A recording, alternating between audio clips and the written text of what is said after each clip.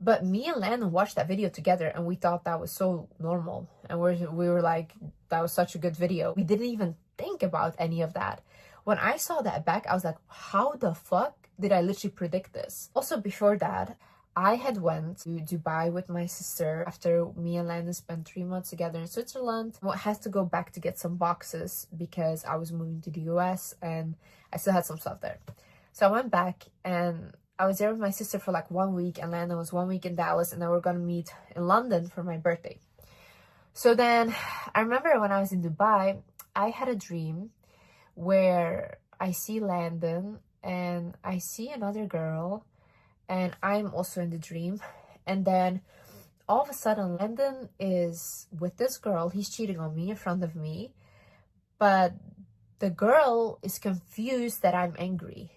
And I'm like, what the fuck are you guys doing? And then she looks at me confused in the dream. And then Landon is like trying to manipulate me into thinking that this is normal. So I'm like so confused. But then in the dream, I remember I was going to my family to tell them like, this is over, we're done. And then the dream basically ended with Landon like on the bench, like holding his head down, and he was really sad. And I woke up from that dream and I felt that this dream was a message. And I get dreams and these dreams happen. So when I, for example, had a friend, this was even when I was with Landon, he saw it happen in real life. Like I had a friend and that friend had like gossiping about me or whatever, okay? I had a dream about that night. Like that this friend of mine was talking shit about me, doing whatever, and that I couldn't trust this friend. So I woke up and I told Landon like, oh my God, I had this dream about this friend. Landon was like, oh, you're crazy, whatever. So then what happened is that same day, me and Landon, we found everything out like through another friend, and what I had dreamt was true. So he then said like, whoa, Liz, like you're scary. Your dreams actually happen. And I said, yeah, I've always had this. So he knew that. So I had that dream about him then cheating. So what I did, I FaceTimed him when I woke up and I said, Landon, I had a dream where you were cheating on me and manipulating me into thinking this is normal. And I said, are you cheating on me? And he said, what the fuck? No. He's like, I'm actually so offended you would say that to me, blah, blah. And we had a whole fight. But I said, Landon, I don't dream things for no reason. And he's like, no, you're just crazy, blah, blah. I said, okay, I might be crazy. I don't know. But it felt wrong and I didn't forget about it. So then what happened, a week later, I go to London to see Landon and we're going to celebrate my birthday and everything. And I'm sleeping next to him. I'm sleeping and guess what? Same dream happens again. Same exact dream. There's a girl is having an affair with this girl. This girl is confused why I'm angry, and I'm like literally like, what the fuck are you guys doing? He is then again manipulating me in the dream that this is normal. I wake up from this dream with severe heartbreak. Like my heart felt like it was broken into pieces when I woke up, like genuinely hurt.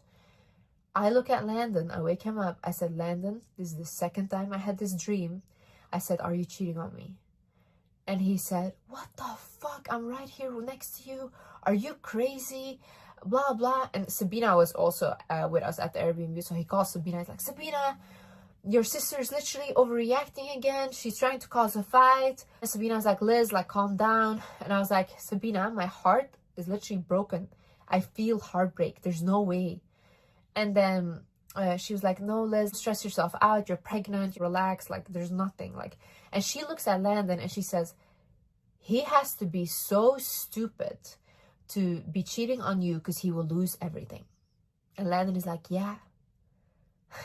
But then I couldn't let this shit go. So what did I do? I went to Hyde Park with my sister. We went to walk. And I told Sabina, I said, Sabina, it doesn't feel right. There's no way. I said, this is a sign. This is a sign. And she said, okay, Liz, listen. Don't just ask for vague signs. Ask God right now. Pray to God right now and ask him to give you a clear sign, to show you the truth, the harsh truth. And I said, okay.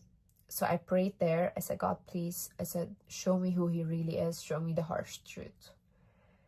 And then, yeah, 3 days later, I received those messages from that girl, and I saw it.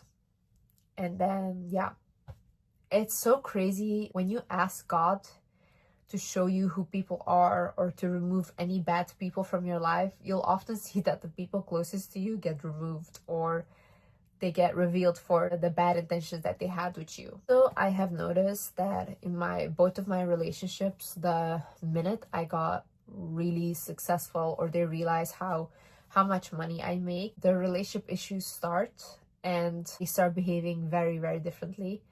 I think it's very hard for successful women to date, because a lot of men will view these women as competition. Even successful men, they will just see you as a competition, and they would much rather prefer a woman that isn't as successful because it doesn't hurt their ego. For example, with my ex, when we first started out the relationship, I didn't have any money. I was already doing TikTok, I was already doing everything, but I wasn't really making money.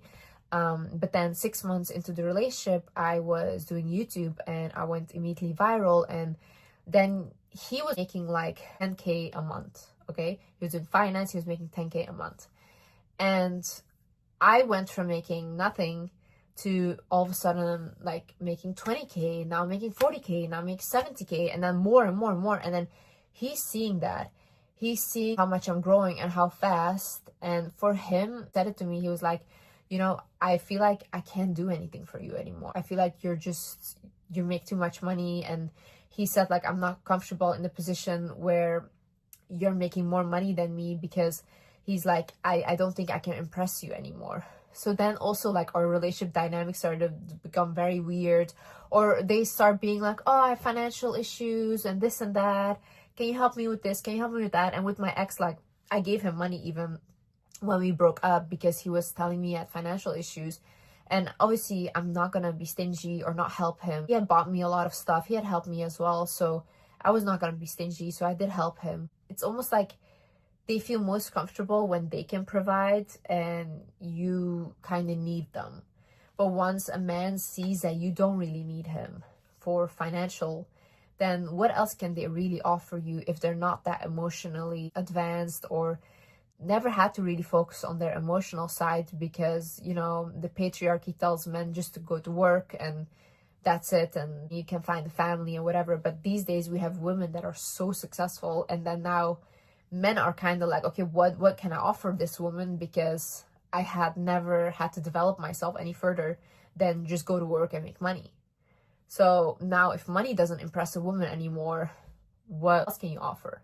I think a lot of men become jealous of women like that, and they want to be that woman.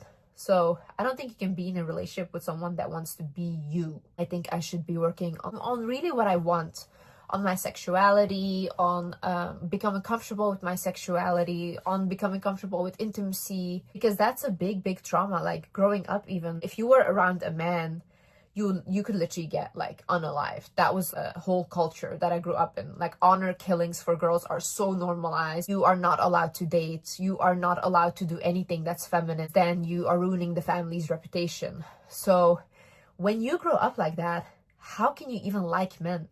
Like genuinely, how? Because you are scaring these girls from a young age of men, okay?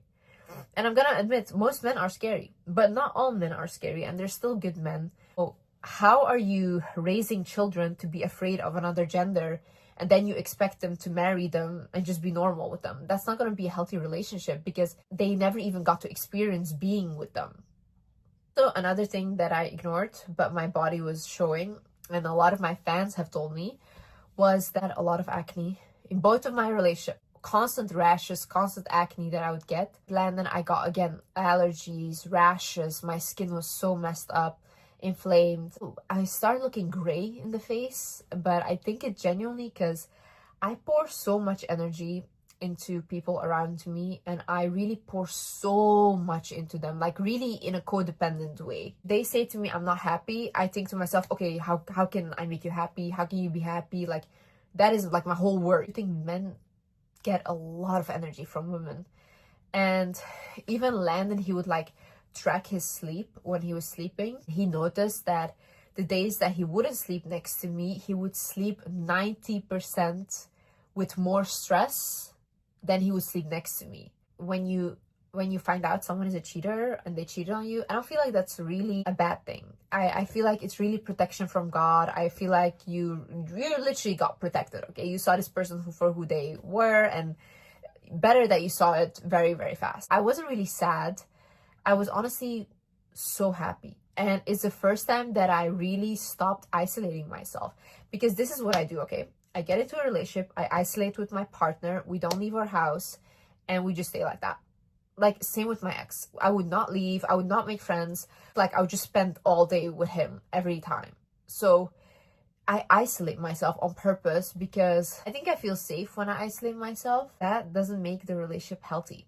It becomes such an unhealthy, boring relationship because you're literally like a 70-year-old couple. Same with Landon, we just isolated constantly. When it ended, I honestly felt like, you know, like finally, I felt like I can now go and travel, and I wanted to do those things. So then I took my sister, we traveled all over Europe. We had the best time. Like, I had such a great summer, like, honestly. And I was really happy. And then a lot of people were like, Liz, why aren't you sad? Or you should be more sad. And I was like, I cannot be sad when I have such a blessed life. It would even like irk me that I would be complaining or that I would feel bad about any of this, because God blessed me with such a good life. I have worked so hard to have a good life, and I do have a good life, and my child will have such a blessed, good life, you know? Like, thank God, thank God. I have gratitude. There's so many bad things happening in the world. Cheating, yeah, well, that's it. You know, what can you do? You saw the person for who they were, and then you decide, what do you do next? How do you handle this next? And honestly, when I was talking to a lot of people that are married for like 8 years, 10 years, they all told me that this is not a good reason to leave the relationship. And I said, excuse me? And they said, yeah, Liz, like, that's what marriage is about. You forgive the person and then you go on again and all these things. And I was really thinking to myself, like, so is this how people live? So you guys just do all of that and then you forgive each other and then you continue. Then I was thinking, like, that makes sense to me if you are really into men and if you really like to be around them and if you love living with a partner or with a woman, or it doesn't matter who it is, you know. If you love and you love living with them, then yeah, that makes sense that you would want to figure it out. And or if, for example, you are with a person for money, like, great, you can stay. As long as you have money, they'll just do their thing and you can do your thing. But if you genuinely don't really like that stuff, and if you're happy by yourself or with your family, friends, and with your pets, I don't see the point in that. Like, it's just more drama, it's more stress, it's more struggling. So I don't get it. Also, this whole thing of like, oh yeah, men cheat, all men cheat. I don't believe that. I genuinely think there's men that don't cheat. Leaders cheat. There's a lot of women that cheat. And I honestly think you have to be really validation seeking and insecure to just cheat. Because one person is never going to do it for you. And you constantly need the attention from other people or them to tell you that you are something in order for you to feel like you are something. Sometimes it can also be an addiction. When you start ignoring your purpose or you start ignoring what you're meant to do, then God will force you out of a situation. If you don't listen to the signs, if you don't listen to all of these things that God is telling you or showing you, you will be forced out of that situation, and that is really painful. Marriage and having children is a very big step. It's not something that should be glamorized because it's not that easy, not for a woman. And I don't think that when a woman gets into a relationship with someone that is not contributing anything financially, I don't think that's a fair relationship at all. Imagine you walk away from someone that is not willing to help at all and all these things, you know, it's super, super hard. So I do think women should think about that, because men think like that too. Men have super high standards. Men expect so many things from women.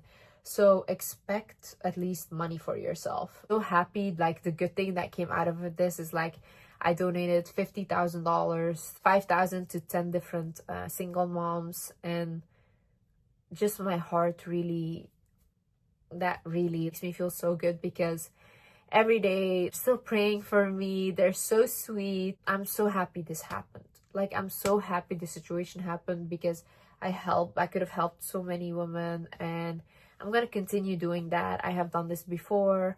You know, people always say like, oh, she's just a gold digger. I love money.